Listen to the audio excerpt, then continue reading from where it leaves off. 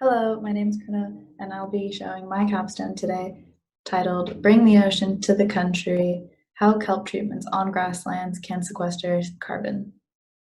So a little bit of background is the climate is changing at unprecedented rates due to carbon emissions, and in order to mediate the effects of climate change, it's important for us to figure out how we can pull carbon out of the atmosphere.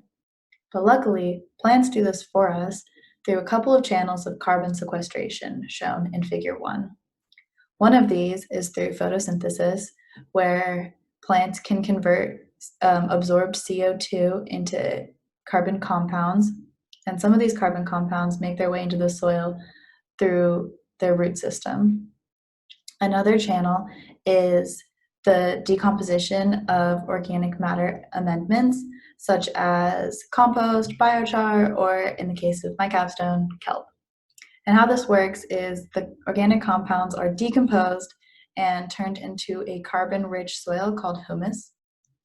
Additionally, the organic matter is able to be broken down into its nutrient form, and this helps the plants grow as acting like a fertilizer. And when the plants increase their productivity, this increases the amount of carbon they sequester into the soil.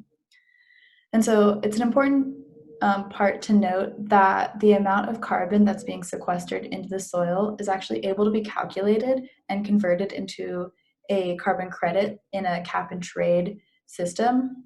And cap and trade policies have been used to mediate climate change and are an important part of the legislation surrounding the amount of carbon entering our atmosphere. However, the systems that or the policies in place.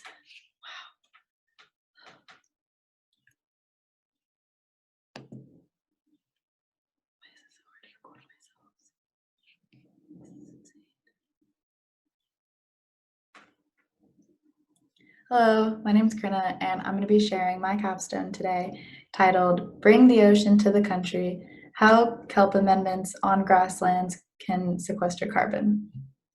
So a little bit of background. The climate is changing at unprecedented rates, and this is mostly due from CO2 emissions into our atmosphere. And so in order to mediate the effects of climate change, we have to figure out how to pull carbon out of the atmosphere. But luckily, plants do this for us, and they do this through a couple different channels of carbon sequestration. One of these channels is through photosynthesis. The plants absorb CO2 and convert it into carbon compounds, and some of these carbon compounds are released through the roots into the soil. Additionally, compost or organic matter amendments are able to be added to the soil, such as compost, biochar, or in the case of my capstone, kelp. And so what happens is these organic matters decompose and they're turned into soil or turned into carbon-rich soil called humus. Additionally, the organic compounds are broken up into their nutrient form and absorbed by plants and act as a fertilizer.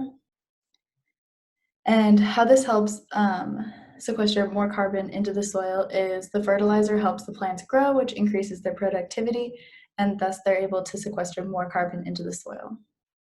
It's also important to note that carbon sequestered into the soil can be converted into a carbon credit, which is important in a cap and trade system. And cap and trade policy has been a way to legislate and mandate the amount of carbon being released into our atmosphere and incentivizes people to sequester it out.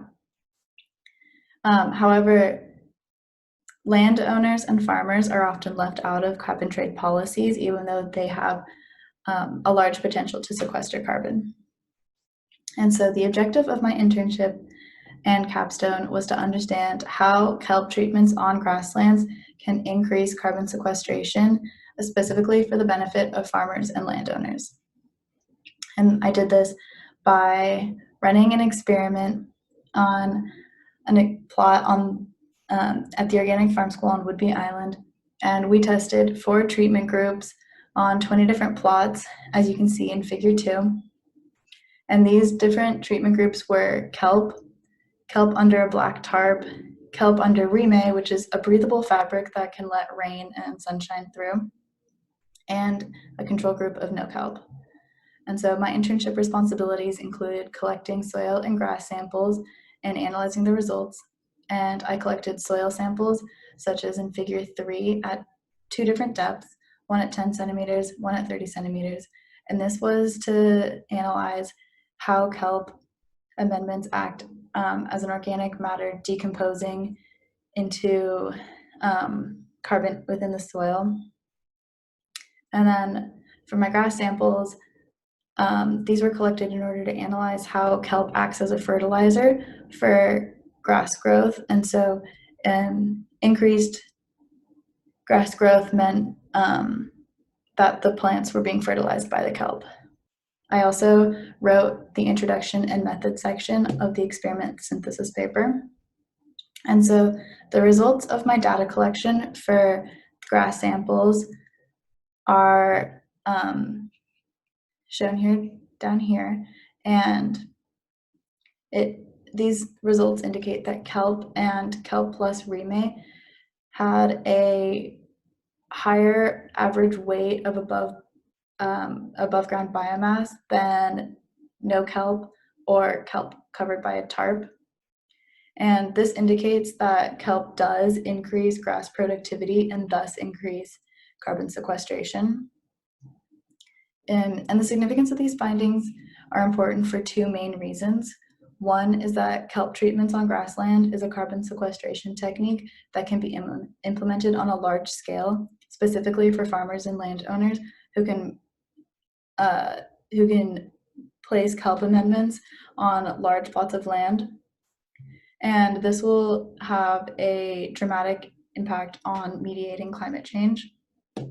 Additionally, farmers and landowners can submit these kelp to carbon ratios to a USDA online tool called Comet Farm, and this will generate a carbon credit for them. But in order for these benefits to be maximized, I recommend that more research is done on the effects of organic matter, specifically kelp, on grasslands, looking at the way that kelp affects soil composition.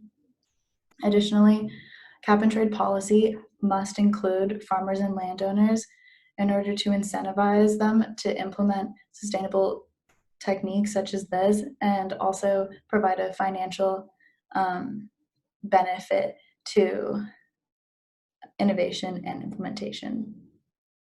I'd like to give a special thanks to Dr. Eli Wheat and Brittany Johnson, my site supervisor and faculty advisor, for helping me throughout this entire process, and all of those at the Organic Farm School that were so kind and let me borrow their tools. Additionally, I'd like to thank my family and my friends for supporting me over this capstone project of 9 months. I couldn't have done all of those late night projects without your guys' support, so thank you.